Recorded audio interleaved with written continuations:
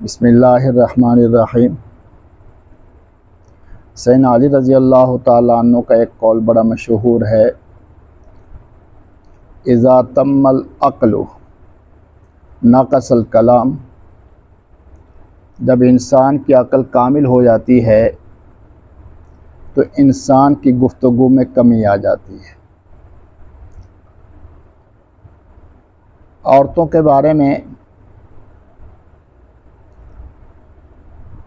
अहादीस से भी यह बात साबित है और वैसे भी मशहूर है कि अक़ल के एतबार से नाक़िस होती हैं, जिसका अमली मुज़ाहरा भी हम देखते रहते हैं कि इतना बोलती हैं कि जिसकी कोई इंतहा नहीं, थकने का नाम ही नहीं, थकने का तसव्वुर ही नहीं।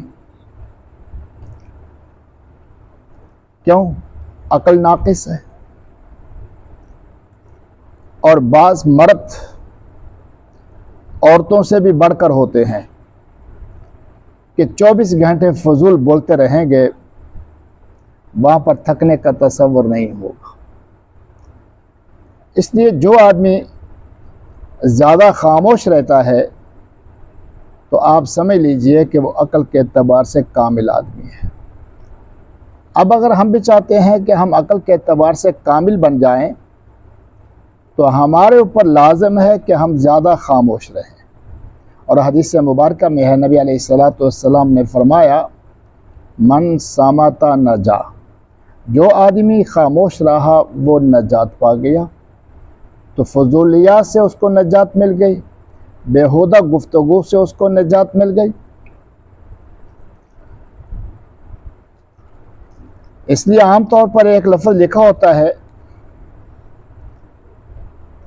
जो कि हकीकतन दुरुस्त लफ्ज़ है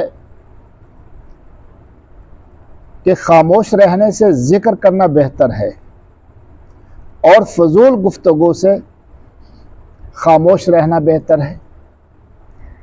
फजूल गुफ्तगू से खामोश रहना बेहतर है। इससे नबी अलैहिस्सलातु वस्सलाम ने भी फरमाया, मैं यज़मनु ली मा बैन लिह्यैहि व मा बैन फ़ख़िज़ैहि अज़मनु लहुल जन्नह।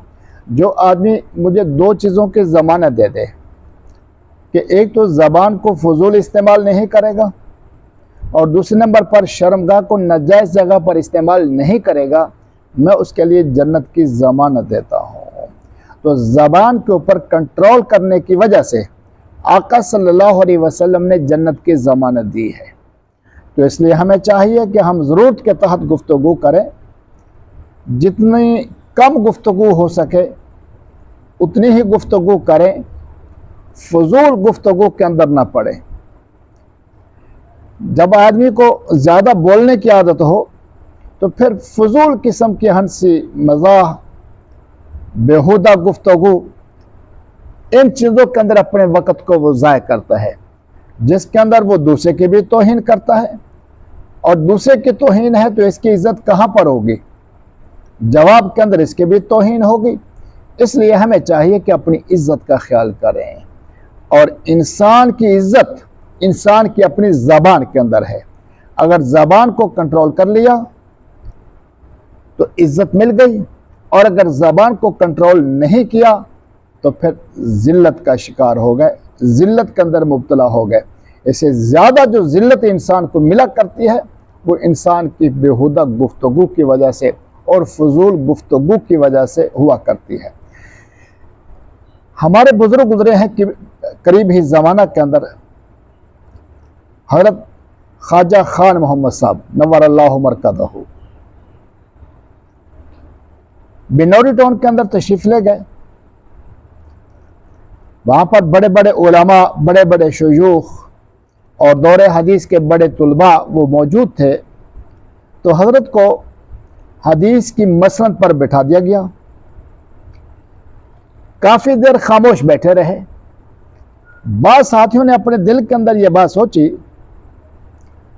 कि यार फजूल खामोश बैठने का क्या फ़ायदा, किसी बुज़ुर्ग को बिठाते जो गुफ्तगू करने वाला होता।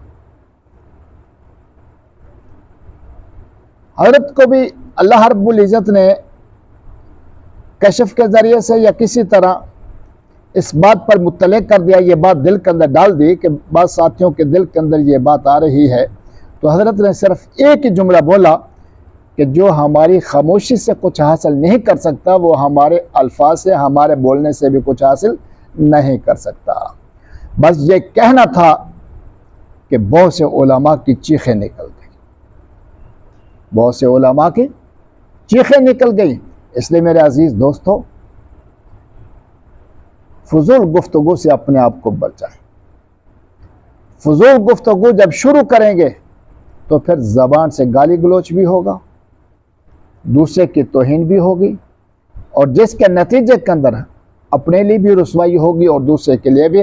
अल्लाह रब्बुल इज़्ज़त हमें ज़बान के ऊपर कंट्रोल करने की तौफीक नसीब फरमाए।